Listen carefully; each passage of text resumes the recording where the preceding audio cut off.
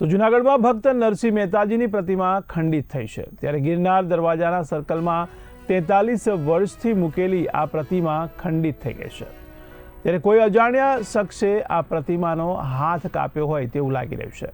ત્યારે નરસિંહ મહેતા પ્રતિમા ટ્રસ્ટે પોલીસમાં લેખિતમાં રજૂઆત કરી છે, તો ટ્રસ્ટે લાઇટ અને સુરક્ષા જાળી મૂકવાની પણ માંગ કરી છે।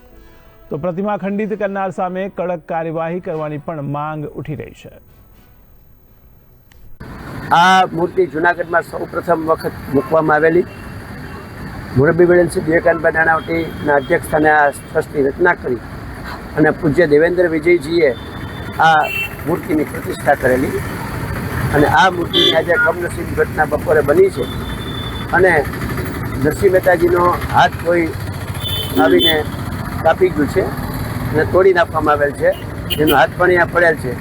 અમોએ પણ આ બાબતમાં પોલીસ ચોકીમાં જાણજોગ અરજી કરેલ છે અને આ બાબતે તંત્રશ્રી અને પોલીસ તંત્ર બંને સક્રિય પગલાં ભરી અને હવે પછી આવો બનાવ ન બને તે માટે એના ઘટતા પગલાં ભરે।